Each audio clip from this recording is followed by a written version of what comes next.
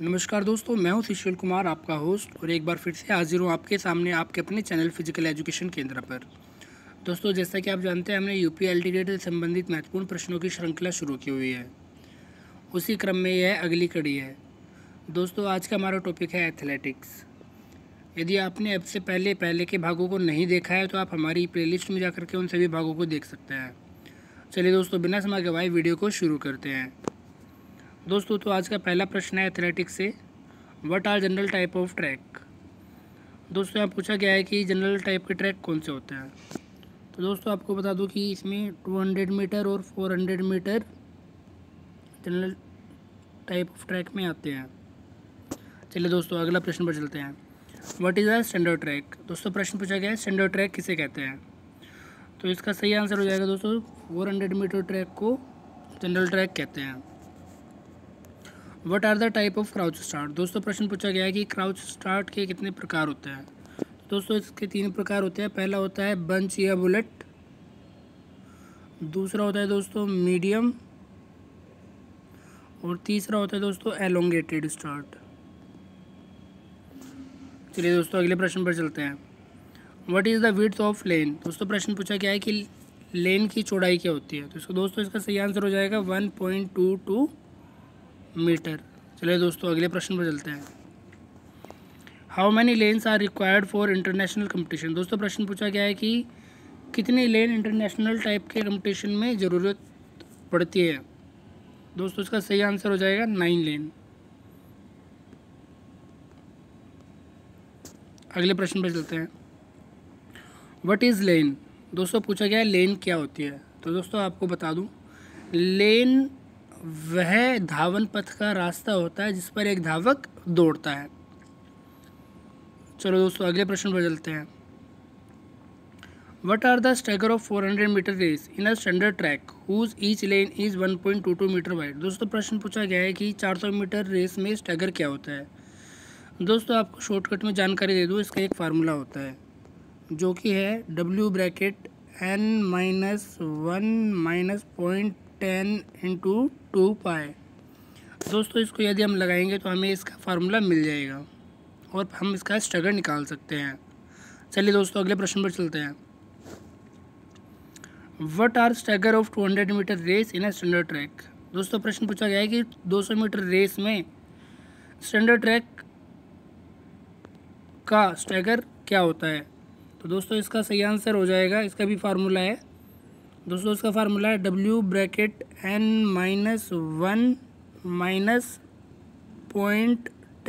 × पाई। दोस्तों, ये इसका फार्मूला है, इससे आपके स्टैगर निकल जाएंगे 200 मीटर रेस के। चलिए दोस्तों, अगले प्रश्न पर चलते हैं। What is an exchange zone. दोस्तों, प्रश्न पूछा गया है कि एक्सचेंज जोन क्या होता है। आपको बता दूं दोस्तों, जब भी हम रिले रेस कराते हैं उस टाइम पे हमें जहां हम जिस जोन के अंदर बैटन एक्सचेंज करता है यह एक्सचेंज जोन होता है। इसकी लंबाई दोस्तों 10 मीटर होती है। चलिए दोस्तों, अगले प्रश्न पर चलते हैं। What are the various height of hurdle. दोस्तों, प्रश्न पूछा गया है कि हर्डल्स की हाइट क्या क्या होती है। दोस्तों, आपको बता दूं कि यह 100 मीटर महिलाओं की जो हर्डल रेस होती है उसमें इसकी जो लंबाई होती है यह होती है दोस्तों 0.84, जबकि जो पुरुषों की होती है इसमें होती है 1.067, जो कि 110 मीटर हर्डल होती है। वहीं अगर हम बात करें 400 मीटर हर्डल की तो दोस्तों यह होती है 9.14 है दोस्तों ये। ठीक है दोस्तों, चलिए चलते हैं, अगले प्रश्न पर चलते हैं। Can a umpire disqualify the runner who commit fault और डिसओबेज द रूल्स। दोस्तों, प्रश्न पूछा गया है कि यदि कोई रनर फाउल को करता है या डिसओबे करता है रूल का तो क्या उसको डिस्क्वालीफाई किया जा सकता है। तो दोस्तों, इसका सही आंसर है यस, इसको डिस्क्वालीफाई किया जा सकता है। चलिए दोस्तों, अगले प्रश्न में चलते हैं। If any runner while running on the curve take 1 or 2 steps inside the curve accidentally will he be subjected to disqualify. दोस्तों, प्रश्न पूछा गया है कि यदि कोई खिलाड़ी दौड़ते समय अपनी लेन से हटकर किसी अन्य लेन में 2 से 3 कदम अचानक या गलती से रख देता है तो क्या उसे डिस्क्वालीफाई किया जा सकता है। तो दोस्तों, इसका आंसर है नहीं, नहीं किया जा सकता।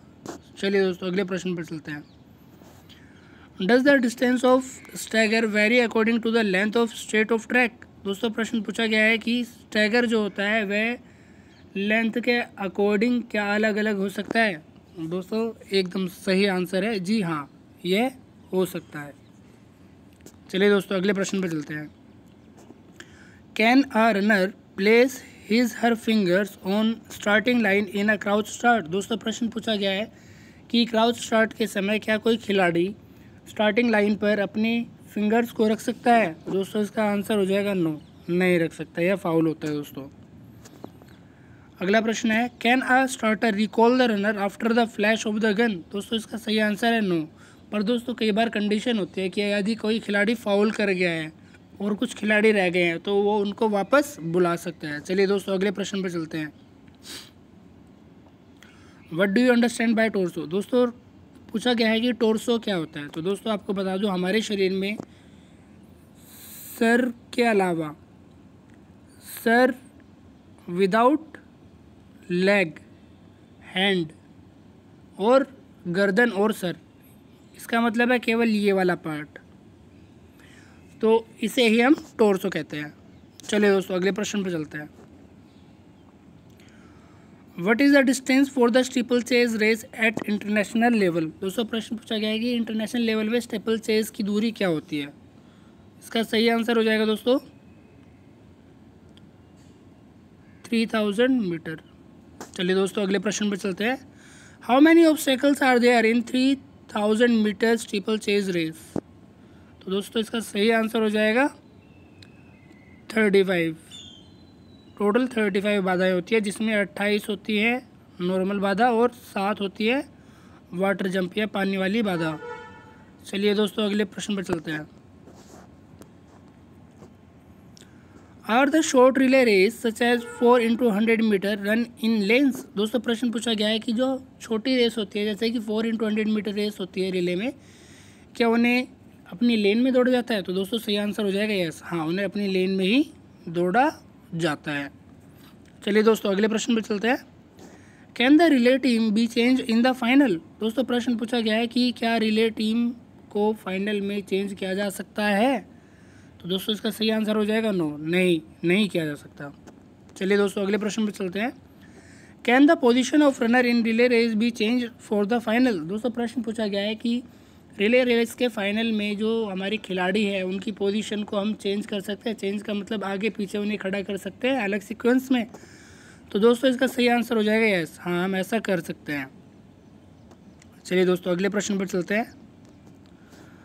What is the order of event for Decathlon. दोस्तों जैसा कि आप सभी जानते हैं कि डेकाथलॉन जो इवेंट होता है इसे हम 2 दिन में डिवाइड करते हैं। पहले दिन दोस्तों जो हमारा इवेंट होता है ये होता है 100 मीटर रेस।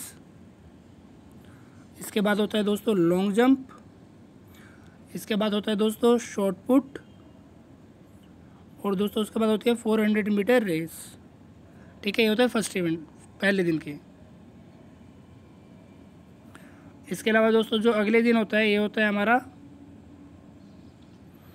ये होता है दोस्तों 110 मीटर हर्डल। उसके बाद होता है दोस्तों डिस्कस थ्रो। इसके बाद दोस्तों होता है हमारा पोल वॉल्ट। और इसके बाद दोस्तों हमारा होता है भाला फेंक, यानी कि इसको बोलते हैं हम जवेलियन। और दोस्तों इसके बाद लास्ट का इवेंट होता है हमारा 1500 मीटर रेस। ठीक है दोस्तों, ये हमारे इवेंट होते हैं इसमें। चलिए दोस्तों अगले प्रश्न पर चलते हैं। दोस्तों यहाँ पे हमारा एक रह गया है हाई जंप। ये 5 हो गया ना इधर, 1 2 3 4 5। ठीक है, डिस्कस हो गया, पोल वॉल्ट हो गया, 1 2 3 4 5। ठीक है दोस्तों, कंप्लीट हो गए हैं। दोस्तों ये थे हमारे आज के महत्वपूर्ण प्रश्न। यदि आपको हमारी यह श्रृंखला पसंद आई है तो हमारे चैनल को लाइक करें, सब्सक्राइब करें, बेल आइकन को प्रेस करना ना भूलें। धन्यवाद।